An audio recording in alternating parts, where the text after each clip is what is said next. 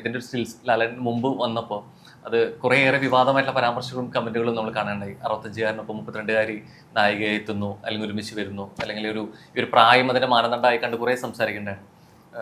എങ്ങനെ നോക്കിക്കാണുന്നത് ഇത്തരം പരാമർശങ്ങളോട് എങ്ങനെയാണ് നോക്കിക്കാണുന്നത് ശരിക്കും? ഞാൻ ആ ഒരു കോമെന്റിന് റിപ്ലൈയും ചെയ്തിട്ടുണ്ടായിരുന്നു. നമ്മൾ ഒരു പടത്തിന്റെ സ്റ്റോറിയോ സ്ക്രിപ്റ്റോ ഒന്നും അറിയാണ്ട് നമ്മൾ ബ്ലൈൻഡ്ലി കോമെന്റ് ചെയ്യുന്നതും കുറച്ച് സിലിയാണല്ലോ. ആദ്യം പടം റിലീസ് ആവട്ടെ, പടം കണ്ടിട്ട് if you are feeling like you know ഒരു ഓഡായിട്ടുള്ള ഒരു സബ്ജക്റ്റ് ആണ്, ഓക്വേർഡ് ആയിട്ടുള്ള സബ്ജക്റ്റ് ആണ്, and you want to comment on it, okay, fair enough, right? എല്ലാവരും എൻറ്റൈറ്റിൽഡ് ആണ് ടു ദിയർ ഓൺ ഒപ്പീനിയൻ. പക്ഷേ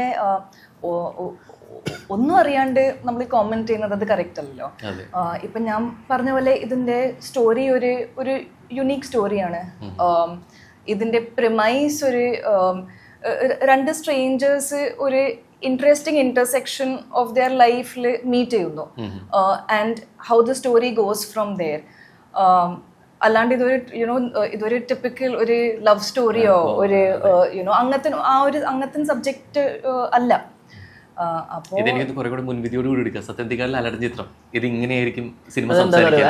ഒരു സിനിമയുടെ കണ്ടന്റ് എന്ന് പറയുന്നത് ആ സിനിമ തുടങ്ങുന്നിടത്തല്ല, അത് അവസാനിക്കുന്നിടത്താണ്.